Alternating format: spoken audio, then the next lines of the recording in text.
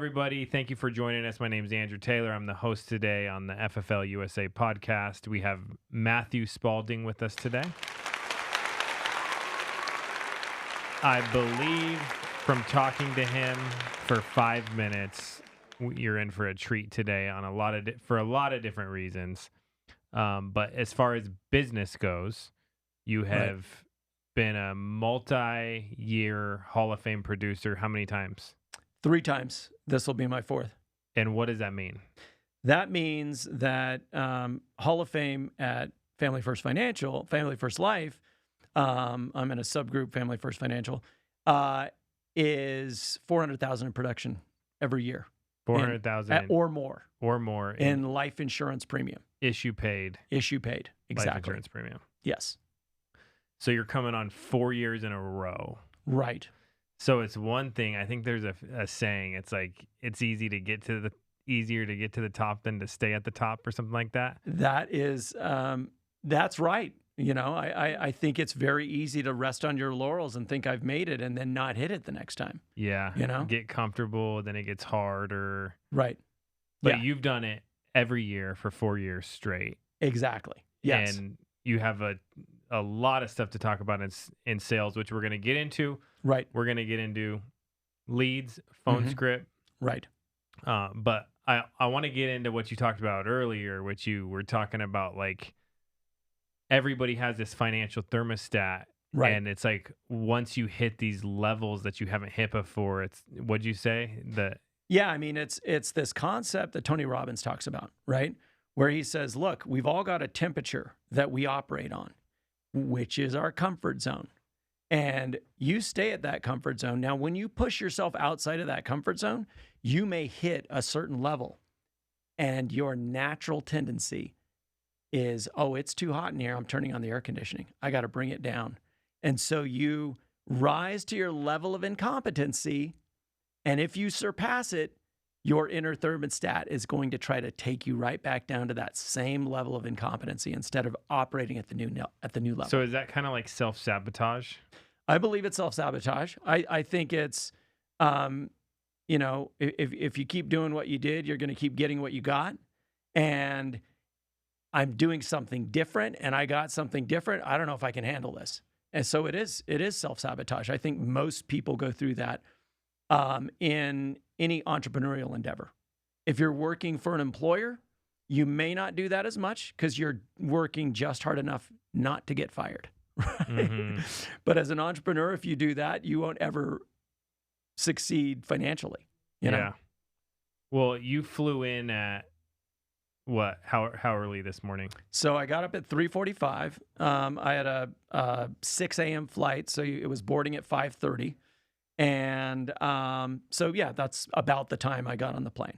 But when you got here, you had missed 4 appointments, but that's how crazy your schedule is. Like, right. So I had already, my first appointment was like 6 a.m. So I'm already texting people going, I have to reschedule you for a little bit later. My day got moved around. And I start really early because I believe if you can build momentum first thing, then you can take that momentum and either lower the temperature in the room because you got to sail early, or you can say, I'm going to take it up a notch, right? So if I can start, and invariably, the law of momentum will show you that if you can have success early, then you're going to have success early more consistently. Yeah, I used to do that all the time. Yeah. So if I can do that early in the morning, then I know I have less anxiety for the day. If I've got a sale out of the gate at 6 a.m. or 7 a.m., and then I'm more relaxed with my other clients. Which means you perform better. Which means you either perform better or you rest on your laurels. It's a day-by-day thing because you could get comfortable with, I made, I got a $1,200 sale this morning, and now the pressure's off. Unless you're like, what's that goal at the end of the year? What's that goal at the end of the month? Yeah. That's huge, man. So I used to start Sunday. So right, because I was not as good as everyone else when I started. Right, same here. And then I was like, okay, I'm gonna start my week Sunday at 3. And then at first I was like, people are gonna be mad that you're calling them on Sunday. Right. And then I finally was like, well, I'm calling to help them, and I'll just tell them, hey, I'm working on Sunday to make sure I follow up with everybody, and just take a few minutes. And people actually liked me even more because of that. Right. Or you tell them, yeah, man, they have me working on Sunday. And then Yeah. they build this empathy for you because they think they are telling you to work. Yeah. Yeah. That's huge. So your schedule's rock solid. Before we get into phone scripts, all that stuff, Right. you were telling me a little bit earlier about your morning routine. Right. And I just want to share that. I want you to share that because I think that's so powerful.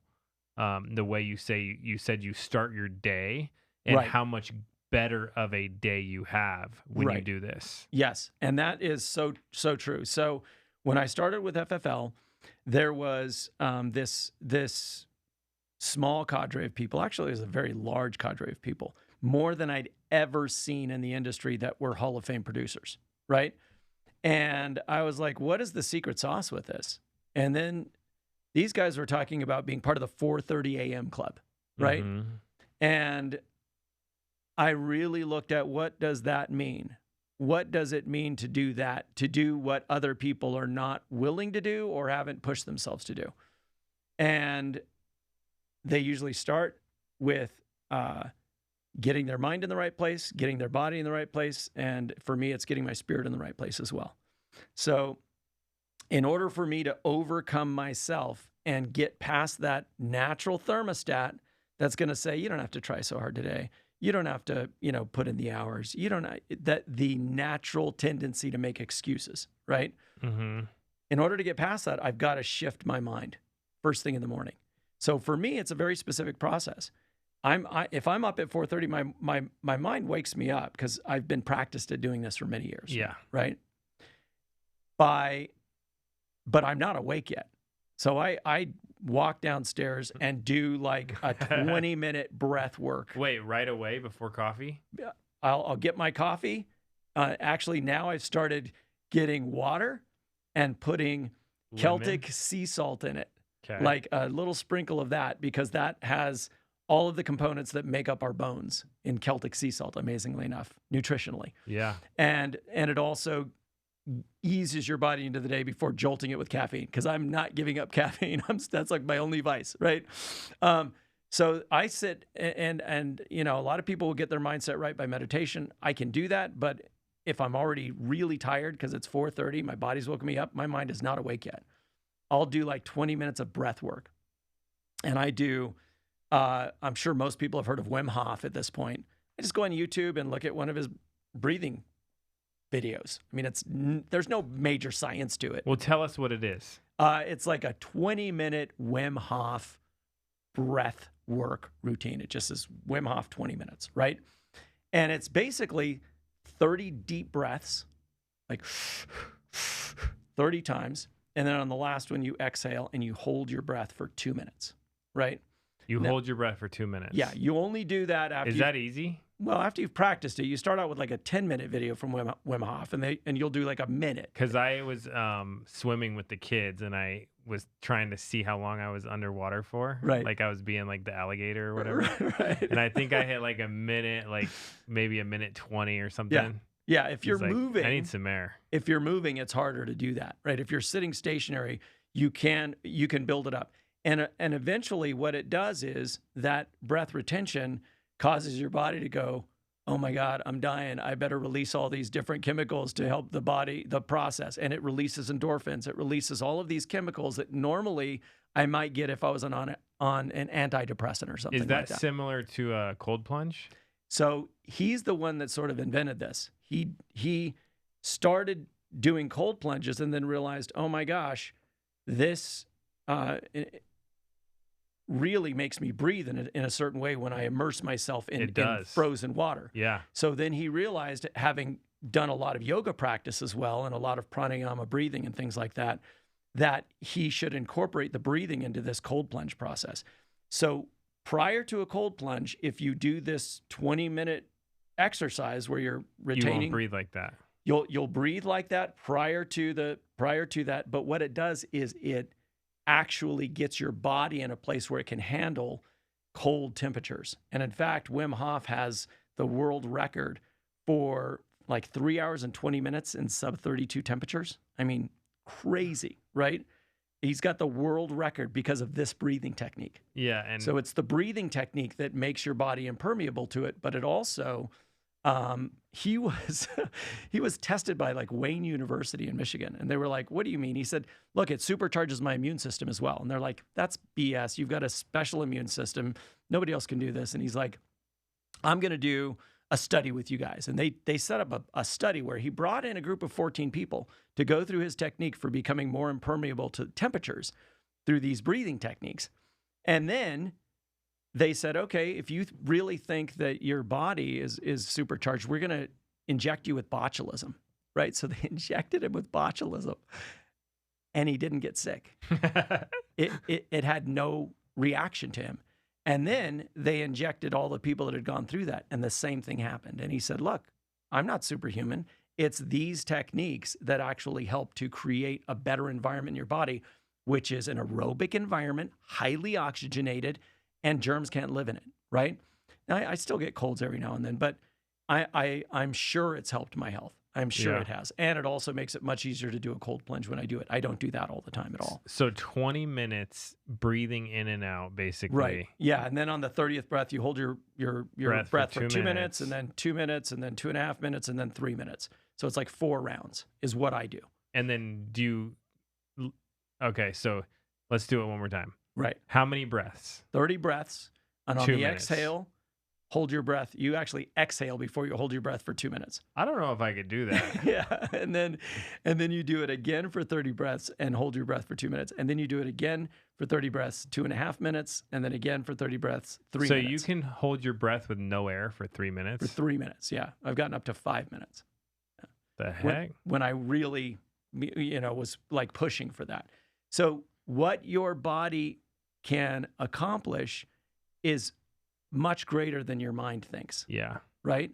I mean, and I was just talking to somebody outside who does ultra marathons. This guy has done an ultra marathon with David Goggins, right? Yeah. And I'm like, how do you do that? And he's like, well, you just get used to it. It's where I find becomes your new normal. It becomes this place of peace for you because you're doing a very focused activity. Yeah. And I think that mind focus is a huge part of being able to focus more successfully on business. Yeah, we can do so much more than we think we can do. Right. And including in sales. Exactly. Yeah. And so part of that process after that is then, focusing my mind on how am I going to have a life that I love? What am I grateful for? This is a meditation. Yeah, this is a meditation where I'm really like intricately keeping track of what do I appreciate in my life? What am I happy about? What do I love about my family? What do I love about my life? You can do this from whatever state you're in. Let's say you're in a horrible situation. There are still things you can be grateful for. And you can start off small. I'm grateful that I can breathe, right? Because that's like the basic building block of life, being able to breathe. Mm-hmm. I'm grateful water. that I have water, right? Because that's the next thing that'll sustain me the longest. I'm grateful that I get a good meal every day. Grateful that I can walk. Right. And, you can go up Maslow's hierarchy of needs from there and get to things. If you're in a really good place, like, well, I'm grateful for my amazing house. I'm grateful for this car that I get to drive. I'm grateful that I've got a wife that supports me and kids that I love, that love me, right? These things raise your vibration, raise your ability to see a client in the best possible light, and also find really interesting ways of helping them. And also they can somehow feel it. Yes. I don't know what the actual physics or whatever is behind it, but we used to say smile while you dial. Uh-huh. And it's literally like they'll mirror you. And it is. And also that physiological change can actually change how you're feeling. Yeah. So when you start dialing, nobody's happy. Unless you're totally, superhuman and you were made for telemarketing, it's not easy to be happy when you're, for me, it was not. It was not my natural state. But when you smile, when you put yourself in that place, then chance favors the prepared mind. right? Yeah. That's And so good. The reason I'm so interested in this is because at my peak performance, I was always really happy with myself. Like, right. and I've gone through phases of not being Mm-hmm. and then working on myself and then Yep. performing better. And there's two things I really like about Right. this. Right. One of them is you said you have less anxiety if you start early. Right. I've never actually figured out why I like to start early, Uh-huh. but since you said that, that is why I like to start early. Right. Because if I Yes. could get a sale early, then I don't have to worry about in sales. It's like you only make money if you make a sale, Right. Right. right? Yeah. And if I've got a sale first thing in the morning, then I know I'm that much closer to helping 50 families in a month. But on top of that, you're doing these meditations, what you're appreciating. And this isn't something that you're like, you read a book last week and you're like, this sounds like a good idea. This No, is your life. this is since 2016. I, I was telling you earlier, I've had 3 marriages, right? All to the same person, right? And I said, and you said, hey, that makes sense. We go through a new stage in life every 7 years. yeah, Right? like you're almost a different person every 7 years. And I said, that's perfect because I've been married 23 years. So that works perfectly. But in 2016, I almost completely shattered my marriage because I felt like I wasn't getting what I want, blah, blah. That voice in our head that said that's ego that says you need, you deserve, and it's obviously someplace else than this life that you have. You need to go anywhere but here, right? And so obviously I told my wife that, which was not very smart. I had a conversation that was like, these are the areas that are not working for me. And she's like, well, that one is not negotiable. And so you might need to go somewhere else. So I and this is a conversation I had late at night, which is always A bad idea. yeah, you're right. They always say never have that conversation late at night. Just wait, sleep Yeah. on it, right? Yeah. So I woke up the next morning completely floored. Just like, what have I done? I've ruined my life. And I lay down on the carpet on my face and just spread my arms out and said, God, just take this from me. Take this idea that I have to manage people, places, and things in order to be okay in my life. And I felt something physically removed from my heart. And then at that point, I started meditating every day. And I started working, everybody's got a mentor. I started working with my spiritual mentor. Now, if you don't have a spiritual mentor, there's somebody you know that you can have spiritual conversations with. Because that's the key for me, was getting past just the physical, but getting into a bigger reality of what's possible for me, right? And I started working with this guy, and every week he was like, we're not going to talk about your relationship. We're going to talk about what you're grateful for in your life. And I started writing down every single day what I was grateful for, like for 10 minutes at least. And did it get repetitive, like where it was the same thing? Well, in the way that I was doing, I don't know why it worked that way. Everybody's, spiritual process is different or emotional process is different. But I did this every day, and it may have gotten repetitive at times, but I was working out, meditating, and writing these gratitude lists.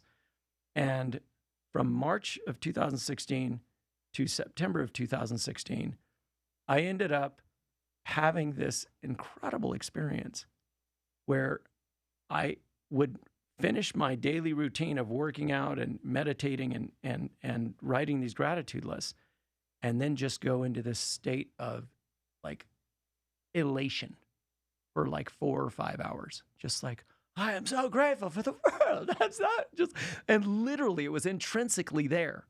And it shifted who I was. Cause I had never, I've been clean and sober for many, many years. And they always talk about, your spirituality may be just of the educational variety. You may learn that there's a great God. You may not have a huge emotional, shift. And I had that shift, and it lasted every day. I would go into this place and just go into a state of it felt like. Do you still go into that state? Right now I'm getting a hint of it, but it passed after about 6 months, and I still have access to it when I'm meditating. It's not always there. And yet, when you're touched by that, there's something in you that says nothing less will ever do. Nothing less will ever do. And so that's when I recommitted to my life. Cool, dude. And really, stayed in my marriage and became a better husband and became a better father. And it's incremental. I'm not perfect at all. I still make major mistakes. I'm just having another huge realization about what an amazing wife I have, because this woman her whole focus was on making sure our kids were taken care of. And I was raised, as a feral animal. So I didn't really have anybody doing that. If you're in Generation X, most of you feel the same way. So having somebody that's got that much care for our kids, I look at the results in the last few years and I'm like, okay, this is what consistent action does. Well, brag on your kids for a sec. So both of my oldest daughters, have a mama bear that is so committed to their effectiveness and success in their lives. Both of them got into Berkeley, the number 5 university in the world. That's right? Amazing. Yeah. And I didn't give my wife the appreciation she deserved. And I'm having another whole new realization about that, right? And so my point is there's always another level that we can aspire to. To get better, to be better. Right, exactly. But how much easier is it to work now? So it's easy. So just from a mechanical standpoint, when I started, I was like, I'm willing to put in the hard work. I'm willing to do what these guys that are helping 400 families a year do. And what does that entail? That entails waking up at 4:30 and then dialing and then driving all over California because I was doing everything in person, right? And to hit 30 appointments a week, I would drive up to Fresno and I would drive back. I would drive around Los Angeles, and I was willing to do that and let go. I set aside everything I thought I knew about hard work and gave up this idea that more than 8 hours is too much. So I gave that up. That started a shift. That started a transition. And when I transitioned to virtual, I was already it was so easy for me to do a 12, 13-hour day driving. It's exhausting to drive. Yeah, dude. It's exhausting to drive. Yeah. It's also kind of peaceful though. It is. I miss that Yes. piece of being alone on the road, listening to some type of learning. Yep. Yeah. That's a meditative state as well. It is. Your mind goes into like an alpha state when you're driving. Yeah. And so transitioning that to virtual, it became that much easier to be like, okay, well, I'm just going to keep working until I get a sale today. And then you're no longer talking yourself into how hard it is. You're like, well, this is easy. I dialed for 2.5 hours. Now I'm getting a cup of coffee for 15 minutes. And now I'm going to dial for 2.5 more hours and talk to people and ask about their lives and see how things are going for them and maybe even help them out, right? And my whole intent is to help them out. But the ease with which you do that, there's a momentum to it that having expected that much more of myself and putting in the effort, eventually it becomes just a way of being, and there's a much more of an ease to it, right? Yeah.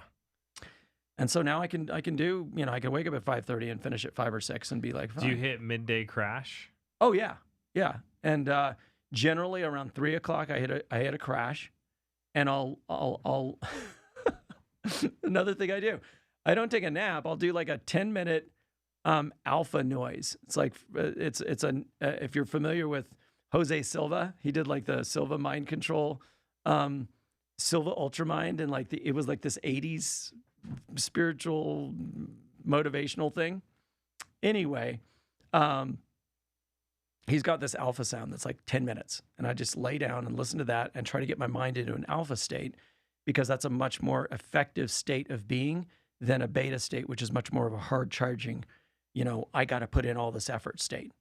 And I feel like I'm more awake and alert after that if I'm like really crashing. So what is that, like another 10-minute meditation midday? Yeah, but it's more like a nap. I just put my headphones on and listen to this clicking sound And then it resets my brain, and I'm not as fatigued anymore, and I can go back to work, you know? Yeah. I mean, it's little hacks, right? You try to get every little edge so that like I'm not pushing myself through exhaustion, but I'm like refreshed. Well, there's also something like I like what you're talking about because there's there's problems at every level. Right. Okay. Right. So at first it's like, how do I make money? How do I become a top performer? Then it's how do I become a top performer and I'm not like a prisoner to sales, living unhealthy because of the stress and Right. being a top performer. Right. Exactly. And that's my goal, is to like, I'm going to be living this life anyway. I'll be staying up till 10 or 11 o'clock at night. If I don't have to distinguish between work and my personal life, then all of it's enjoyable. Yeah. And if I'm enjoying it, there's no stress. And if there's no stress, I'm not taxing my body in a way that's going to hurt it. Mm-hmm. And if I'm feeding it the right food and feeding my mind the right information, then I should be able to enjoy my life without having my body break down. Yeah. You know, even if I'm putting in a lot of hours. You know, that's the perspective, right? Yeah. I love it. So you started working here. You immediately were looking, you said, at all the videos trying to figure out what it takes to become a Hall of Fame producer. Right. Yeah, immediately. And you did it immediately, right? No. No. I did not do it immediately.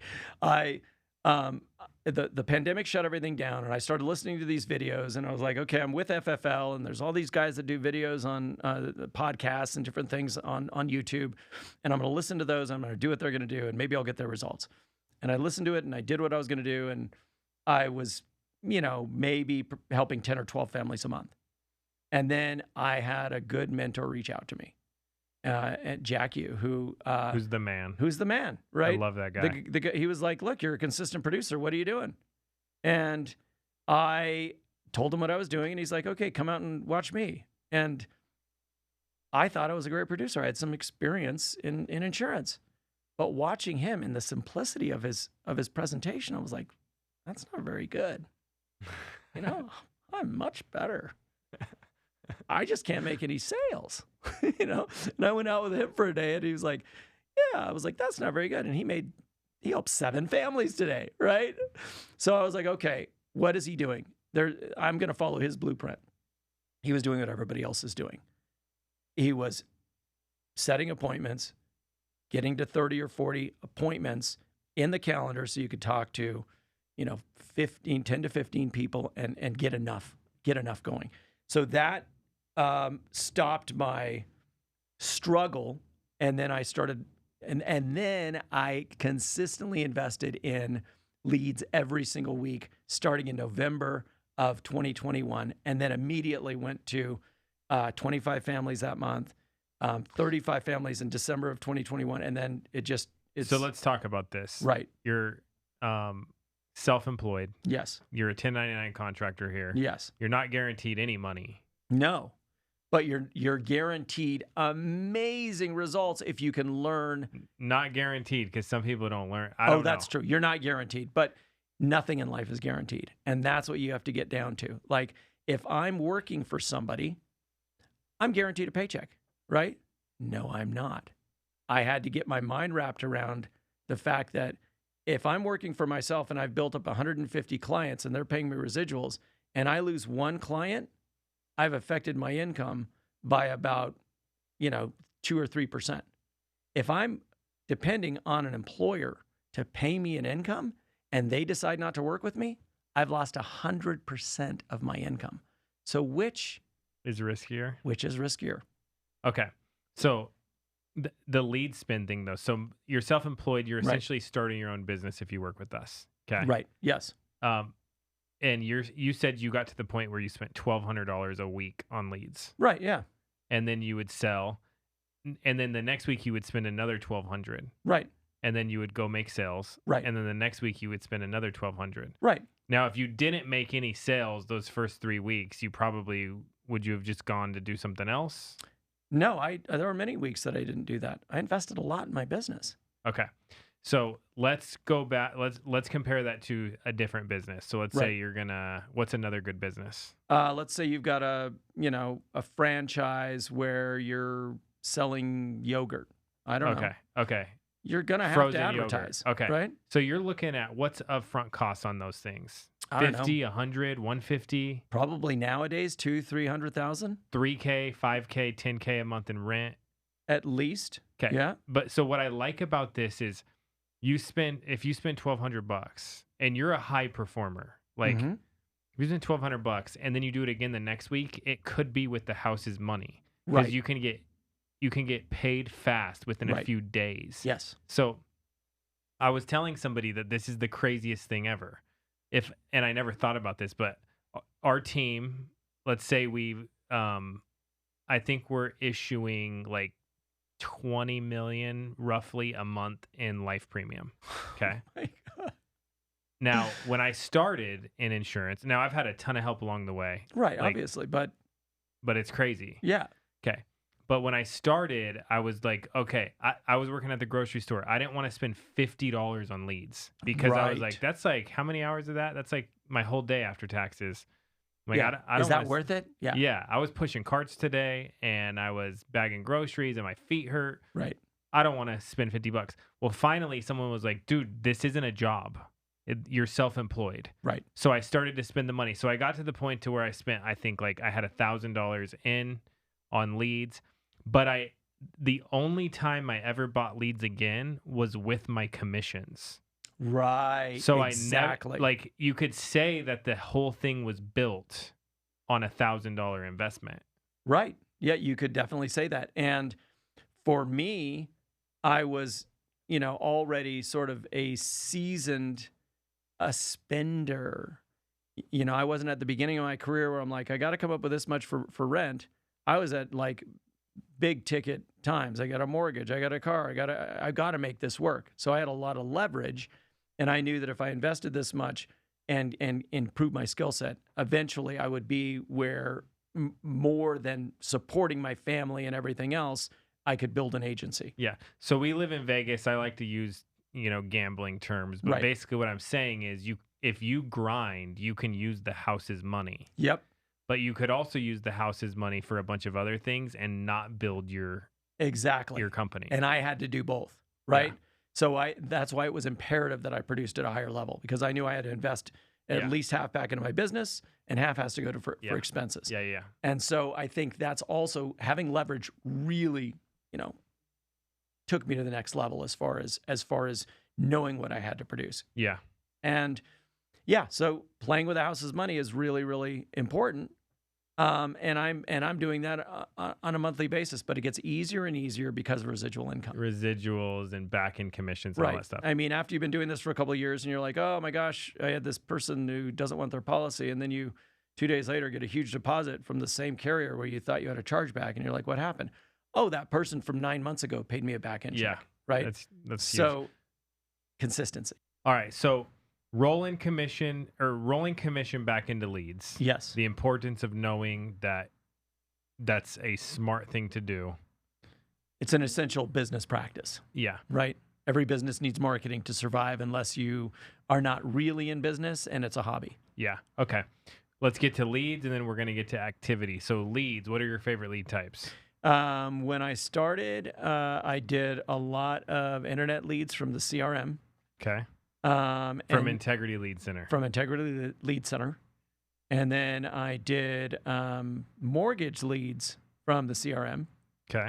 And also mortgage subscriptions, which are harder to come by. Okay.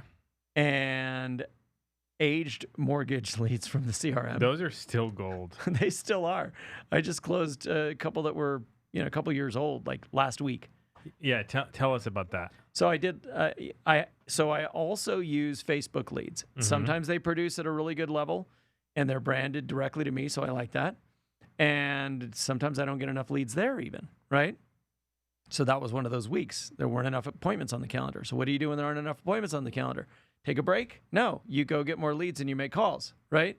So I got more leads, made calls, spent a couple $100 on leads. And it was like 9 gold leads and then, 40 bronze leads, right? Because they're like, and how much is a bronze lead in IL? $2 a piece. Okay. Like $2 a piece. Didn't set appointments on any of the golds, set 3 appointments on the bronze, actually got 2 of them on the phone, and closed them both on mortgage. How much premium? So it was about $3,500 in premium on a $200 lead spend. On an aged mortgage. On an aged mortgage. Well, you know why they're so good now, right? Yeah. Why? Because it's a marketing concept, right? How many impressions does it take to make somebody aware of your product and actually buy it, right? Product awareness is maybe 2 or 3, 4 or 5. But by the time you get to 6 or 7 marketing impressions, somebody is much more likely to buy. By the time I've talked to them, they've been called 8 or 9 times, and they've talked to several people. And now they're like, you know what? I really need that mortgage protection. And this time they're like, yeah, I'm going to set that appointment and I'll be more serious about this. May be completely unconscious for them, but they were ready to buy when I bought them after all of that contact. And it could be timing. Could be timing as well. But there's another reason I think why. What's that? Everyone getting in the industry now, they're only using internet. Right. So they don't even know about mortgage. Right. A lot of people don't. That's true. That is true. New agents here today that we were training, they didn't even know about the mortgage tab you could go buy the mortgage leads in. Right. Yeah, exactly. And it is a more highly skilled presentation, I believe. At the end of the day, it's very learnable, very doable. Yeah, I don't know, man. It seems like it is, but it's all pretty the same simple. thing. It's all the same thing. It's all the same thing. Yeah. Once you break it down to its simplest elements, it's build rapport, find a need, and sell to that need. And then insert the product. You really could be talking about anything. But more people need life insurance that don't have it at the back of their mind. They're like, you know what? I really need this. I really need to protect my family. Almost every single person knows they need life insurance, and many do not have it.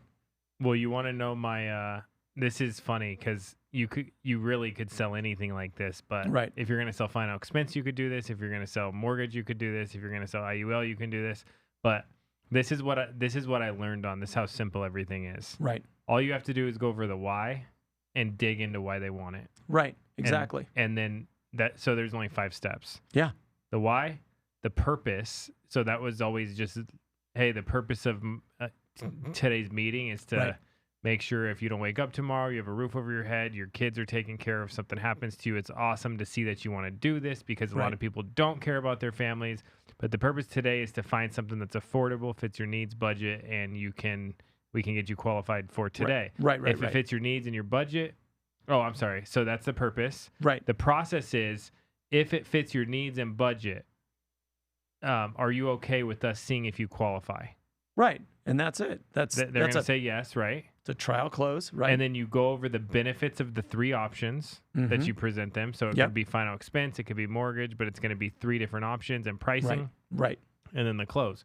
Which one do you think would be the most affordable for you if you were to qualify right now? Right. Exactly. And then, dude, so every single appointment, it was always the why, purpose, process, benefits, close. That's it. That's why, it. Purpose, do you do something like that? Pretty much. And it's even simpler than that. I mean, I do dig into the why, but many times I am going directly to, and I don't know if it's just skill set or the understanding that maybe it's the meditation. It might be, but I'm basically, my presentation is like, what this talks about is the veterans insurance. And of course the VA covers the National Cemetery and gives us $300. I think most families want to supplement that with some life insurance so that when that day comes, we can cover the rest of our final expenses and maybe leave something behind for the family. Okay, yes, so let's sorry, go ahead. Yeah. That's the extent of my presentation there. Okay, I mean, so and then the rest is digging, medication and all of those things, but I'm selling while I'm doing that. Yeah. Okay, so VA benefits. This is something, my grandpa passed away in March. Right. It wasn't what they said it was. Right. Can you tell us, and where can somebody verify this information? What happens? What do they cover and what do they not cover? Yeah, you can just Google VA veterans burial benefits, right? Okay, I'm going to do it while you're talking. Yeah, and they basically, if you're in service, will cover about $1,800. If you're not in service, they'll give you access to the veterans cemetery, any national cemetery, and they'll give your family $300. You still have to pay for transportation of the body, cremation, embalming, or casket, and that can be a $10,000 expense right there. But I hear all the time, I don't need insurance. I'm covered by the VA all the Right. time. Why do people think that? There is a misconception that, and because they serve, there's going to be something there that's going to cover everything. And they obviously haven't looked into it. So when I educate people on, well, yes, they are going to help you. They are going to be, giving you some benefit, and the cost of a plot can be very expensive, but your family is still going to be burdened with dealing with the fallout of that, maybe needing extra income because your Social Security income has stopped for their mom or your wife or what have you, and taking care of getting your body there or taking care of cremation or any of those things, right? So I don't stress that, and by all means, this is probably one of the simpler sales to do, right? But it's been an area of lead flow that I've had a very good experience with over the last year. Lead flows ebb and flow. Mm-hmm. So I always mix in other types as well. Be willing to adapt. Yes, don't depend on one type. Be willing to supplement. Be willing to have an open mind and have different sectors of life insurance, because people have a different feeling about those needs in those areas, whether it's their mortgage, whether it's final expense, whether it's just the broad umbrella of life insurance itself. Okay. How much do you think confidence, belief level, passion has to do with close ratios? Experience, confidence, authoritativeness, all of that is built by understanding that, you're going to have some mistakes in the beginning, and you're going to need to get over those mistakes in order to get more skilled at it. And all in, that in combination builds your ability to have posture, builds your ability to have confidence, builds your ability to do a better presentation, and builds your expectation that they're there to buy. Okay, so let's go over posture. Right. New posture versus now. So new posture for me was, I'm good at reading a script on the phone, right? And I can talk authoritatively. And that was the extent of my posture. I knew somebody has requested information on life insurance, so they obviously need it. So that was there at least. And I knew I had the wording. I had a script to follow. And so my closing ratio was not as big when I started. It's experience, right? Once I got to a point, you talked about it earlier, you set 10,000 appointments in order to get a skill set that was, what Malcolm Gladwell would talk about as the outlier. The 10,000 hour rule. The 10,000 hour rule, right? Once you get to that level, a lot of stuff starts becoming unconscious and subconscious, Yeah. and your posture automatically gets better. Not only that, you don't realize all the stuff you pick up on that is Right. It's not conscious. It's like you can almost know what they're gonna say Yes. by the way they're talking. So you can cut it off. You can be like, Mary, don't worry. If you think that they might feel some sales pressure, Right. it's almost like you can relieve the sales pressure because you know it's coming. Right. And, or, they might say, hey, yeah, I've got all my burial costs already taken care of. I'm like, oh, okay. So you reached out because you wanted to make sure that your kids had a little cushion after you left, or you were able to leave something behind for them. Is that more like what you were looking at? So good. Oh yeah, of course. Okay, that's now. But Right. then it was, well, why do you think you have enough? Right. Exactly. It's almost like combative. Exactly. And now it's, oh, of course, and, oh, that was a great decision. And if it's always an and, somebody will buy more life insurance, Okay. So there's an exercise. Sorry, I want you to finish. Go ahead. I'm done. Okay. There's an exercise when you're trying to ask why Right. someone wants to get life insurance, okay? Right. And I want to practice it with you. Okay, great. Okay. So I'm going to ask you, okay, what were you looking for when you filled out this form? And you're going to give me an objection. It's going to be like something like, well, I just wanted prices. Right. Okay. Okay. Okay. And what does it look like if something were to happen to you? Most people fill this out because they want to make sure if something happened to them, their family's taken care of. Right. What does it look like for you? Right. And you say, well, I already have, $750,000 in life insurance, and it's enough to cover my home. Right. Right. Uh-huh.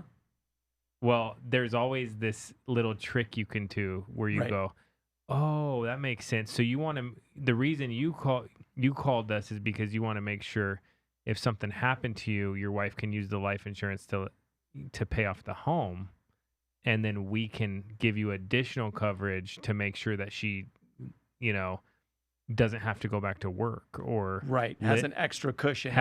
Cushion. Is able to take care of expenses, isn't, without any resources after paying off the mortgage. Yeah. So my favorite one though is the retirement one. Right. So when you go, well, I don't need that because I have 500,000 in my 401k. I Right. love this one. Okay. And I go, okay. So the 401k is for retirement, right? Right. Okay. So that makes sense. So you filled this out to strengthen your situation. Right. And that way you can use the retirement money for retirement if something happened to you, your wife can, Right. and not for funeral or paying off your house or some of these other Right. things. Because the reason that 500K there, that's for retirement, right? Exactly. Yeah. Okay. But so like you can always go, another agent taught me this. They go, Right. okay. They would call a mortgage protection lead Right. and they'd go, I already got mortgage protection. Right. And she'd go, yeah, I'm calling you to get you life insurance. You need money if something happened to you. The house is paid, but you still need money.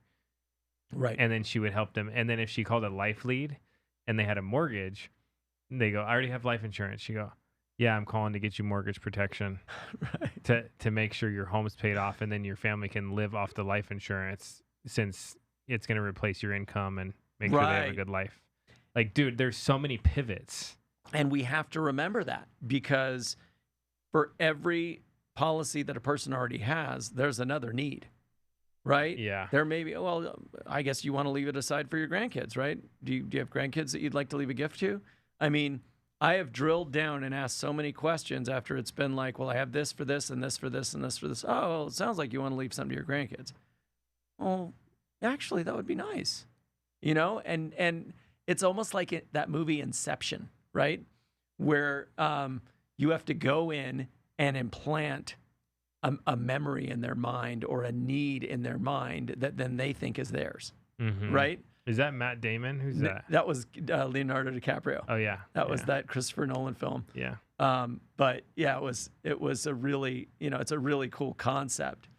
But that's what we do in sales is like finding a need or creating a need.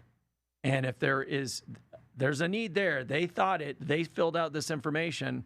Let's find out the reason because they had that reason. And then they had that initial roadblock that everybody gets. When you go into a store to buy a TV and a salesperson comes up to you, oh, I'm just looking. You're there to buy a TV. So they filled out that information. I've got to get past that initial sales resistance. And that's where conversation comes in. That's where building rapport comes in. But it only takes a couple minutes of rapport. And then you can start delving into reasons that are beyond what they think they already have or what they think they need and create more of an avenue for giving them better protection. Now, when you were new, did you let people kind of be like, call me on Tuesday at 5, call me next Wednesday at 3, call me? Yes. And that you end up with a really big pile of papers and a lot of hope and a very small bank account. So how do you combat that? You say, well, actually, we're going to get this taken care of right now. It's only going to take a couple of minutes. I mean, literally, a lot of times it's very simple things. Like, oh, this only takes about 5 minutes. It's not a big deal. And the other thing that I've been doing recently has been, let me think about that, right? Let me think about it, or call me back, or what have you after you get to the close. Usually it's just asking 3 or more times the same question. Like the first one is a smoke screen. And I'll go back and I'll basically say, okay, well, that didn't work. And I'll say a couple of sentences, whatever it is. And then I'll come back with, well, what about, 10,000 in coverage for this much? Would that fit your needs and your budgets better? Yeah.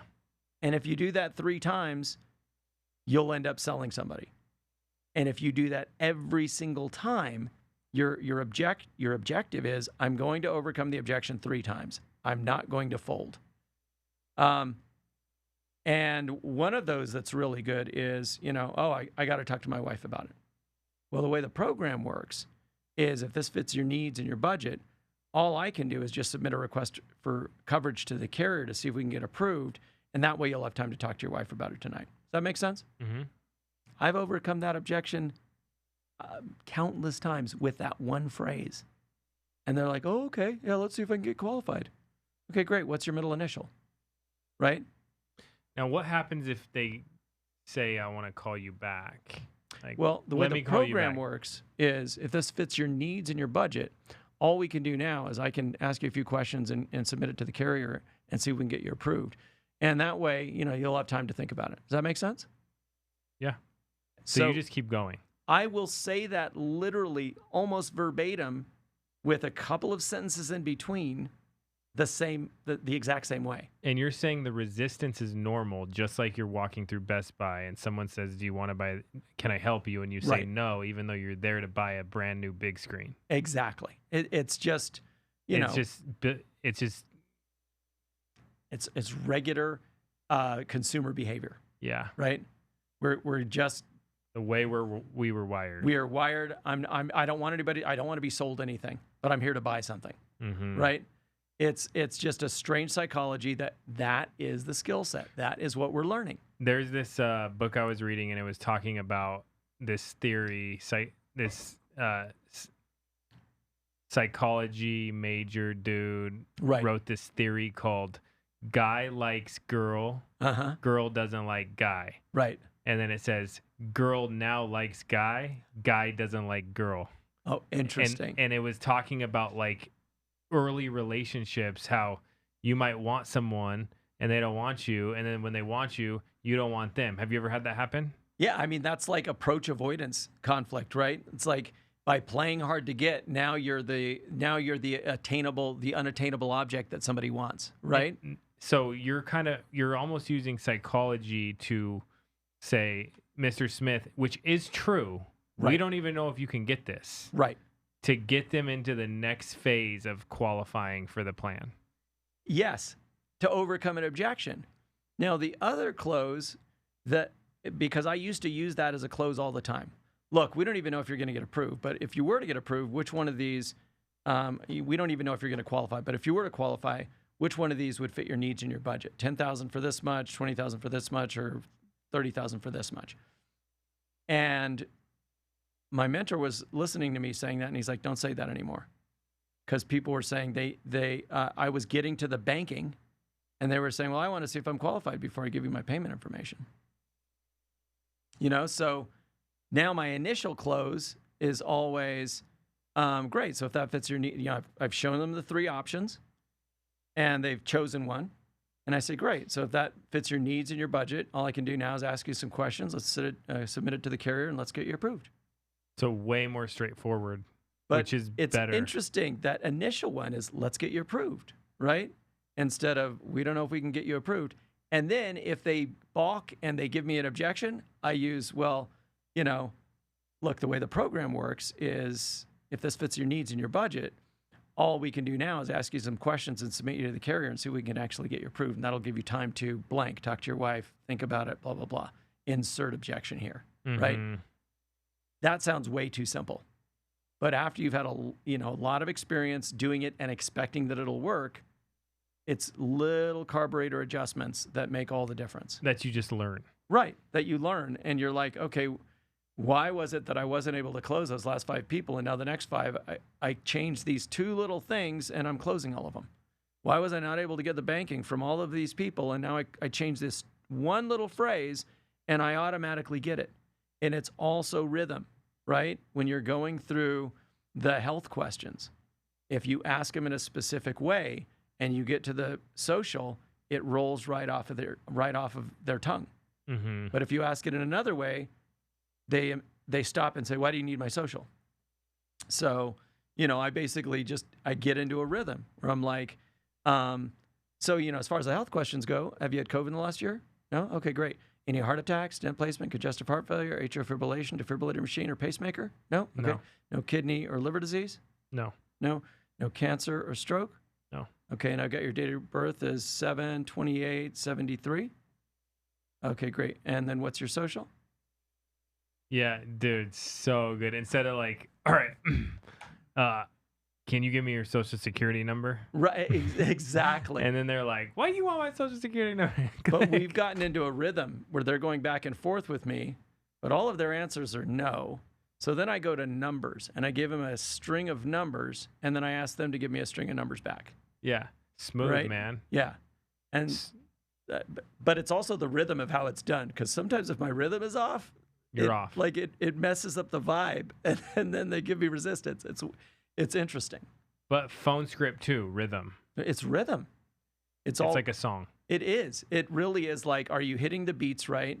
And are you overcoming objections in the right pattern so that it's comfortable? Yeah, so that you're comfortable and so that they're comfortable saying, sure, I can meet at that time. Yes, 3:00 works for me. Okay, great. It's and once you dial consistently, you learn rhythm. Yeah. If you're working consistently, you can get into rhythm. If you're not working consistently, your rhythm's going to be off. I always used to say it's like almost like it's almost like you're performing. It is. And ironically, I actually got my theater degree at U.C.L.A. and Nice. always did sales after that. Never really pursued acting. Did like some plays and stuff. But it is putting yourself into a role, though, And yeah, you're saying through repetition, anybody can get into this. Repetition is the mother of skill, right? It really is.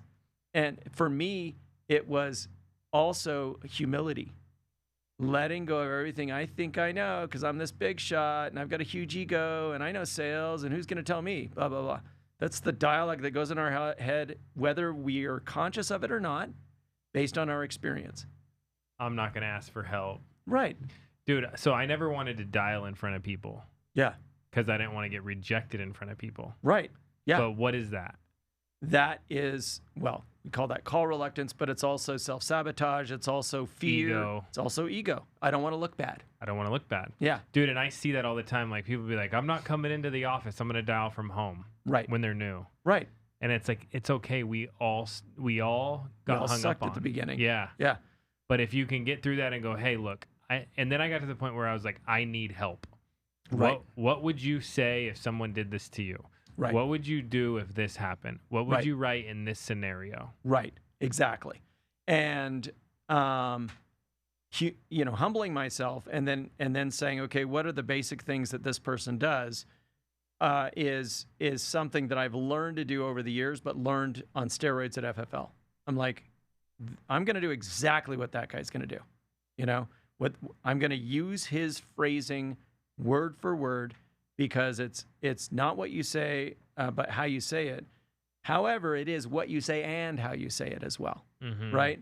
And if you can hear somebody say something in the right way, use their word tracks, and then adopt that and really internalize it through repetition, then, you don't have to reinvent the wheel and try to be a trailblazer that is not successful for a long time. Yeah. You can be successful quickly by repeating that skill.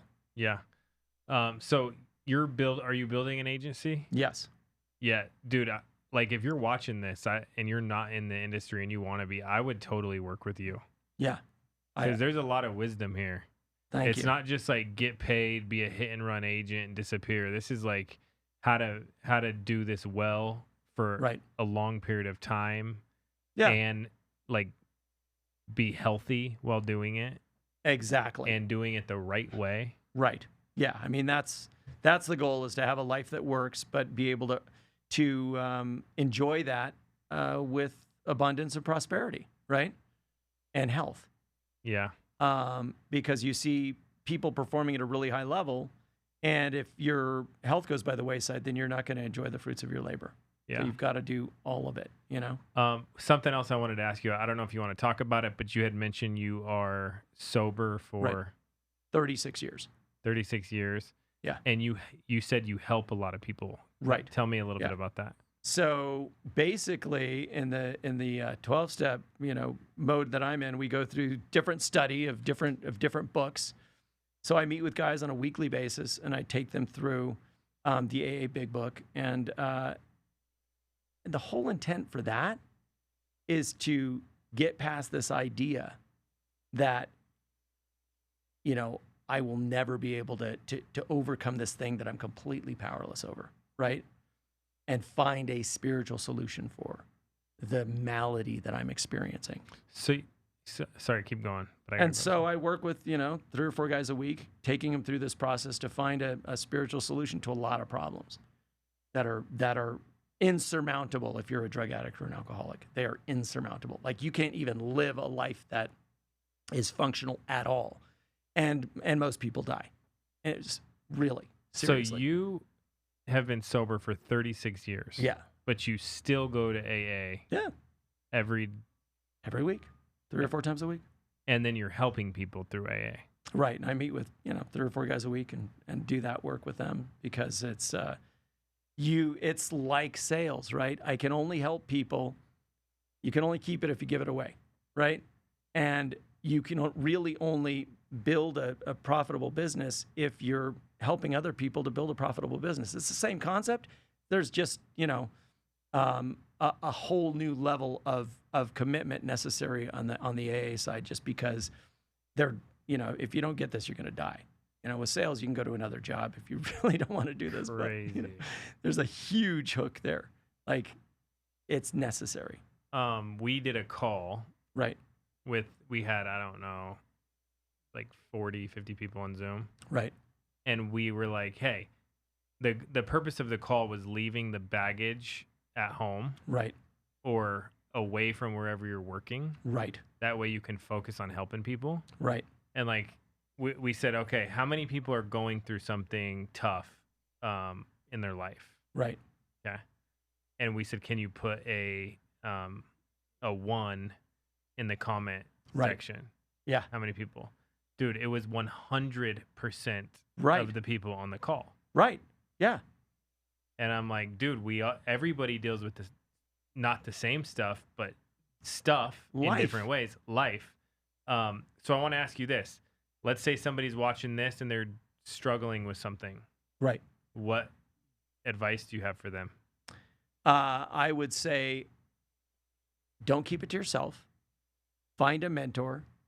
Reach out. People intrinsically want to help.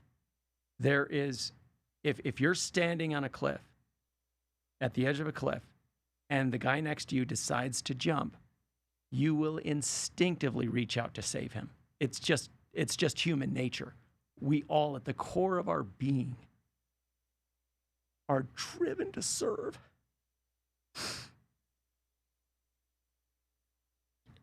And that's the truth. That's like the real truth of being a human being, right? So there's always going to be somebody around you that wants to help. Dude, that's such a good example. Yeah. Like, you will, if you would grab them. Yeah. Like, you wouldn't even know what you're doing. Yep. And that's human nature. That's at the core of our being, right? Yeah. And so that's what we have to do. And that's, if you're in that place, you've got to reach out as well, because somebody does want to help. Yeah. Okay. So somebody wanted to work with you. Right. They could be unlicensed, licensed, doesn't matter. Doesn't matter. Any walk of life, they can call you and they can start working on your team. Right. And we help them get licensed. We, if they are licensed and need to unlearn a lot of bad habits like I did, they can do that. They can reach out to me. The best way to reach me is always my cell phone, 818-497-4671. It's 818-497-4671. Text, call, whatever. And I am on, like, I work virtually. I'm on Zoom every single day. You can dial With people? With people, yeah. We work on as a team because it's hard to work alone, right? I don't want to work in isolation, so I'm on a Zoom meeting all day long, watching other people work. They're watching me work. New people can chime in and ask a question, and I can take them into a breakout room and help them out with an issue, or have them watch a presentation that I'm doing and really guide them through that. So there's a lot of very hands-on work that we do, even though it's remote. It's really great. It's probably at a higher level than I could do when I was in the field. Yeah, because you're teaching while you're working. And you can share your screen. They can see keystrokes. You know, how do you get into this portal? Well, this is how you get into Mutual of Omaha. You know, so it's great. Dude, you're an animal. Yeah, well, you've got to be. If you want to make a business work and you want to help a lot of people, you've got to be an animal. You just got to, but it's not even that. You just got to show up and go to work. That's all. It's very simple. If you keep it extremely simple, you know, people might call you an animal, but all you're doing is showing up and going to work, you know? So on top of that, you got Jack Yu, who... Great mentor. Best mentor I've ever had. The team someone would be working with is you and Jack Yu. Exactly. Who is just the man. Who keeps things so simple, it's like almost Zen, where he's like, try this little thing. And you do that, and it shifts everything. It's like a little carburetor adjustment, as he calls it, to get totally different results, you know? Yeah. So, yeah, he's great. And when I met him, he... I know. Dude, he was actually, I think he got a trophy for like the most improved agent ever. I can believe that, because with the stories he's told me, I'm like, this guy's a miracle. Dude, but he's such a good dude. He really is. But that's the thing, like, you could make money in a bad environment and it would suck. Right. So like you could not make money in a good environment and it would be better. Right, it would still suck. But yeah, it's better than a sucky environment. If you can make money in a good environment with good people, then it's a home run. That's what I found at FFL. And that's why I believe that I've been a Hall of Fame producer for going on 4 years now. And Jack is like Hall of Fame producer like every year since like 20. No. Yeah. 7, 8 years. I don't know. It's crazy. 7, 8 years in a row. Yeah. I just went and visited him at his office, and he was closing deals right when I walked in the door. So that's what he's doing. So that's what we do. That's why I work with him every day. Yeah. Yeah. Well, dude, I appreciate what you're doing. Thank you. I mean, I want to encourage everybody, if you're not working with us or you're not in the industry, to call Matthew. He's an animal. He's a good dude, as you guys can see. He'd be a great mentor. And you could go build your own team and start selling, and you could sell part-time, you could sell full-time, but you could build something. So, dude, thank you so much for sharing, man. Hey, thanks so much, Andrew. I appreciate it being here. Thanks for joining us, guys. Awesome. Thanks.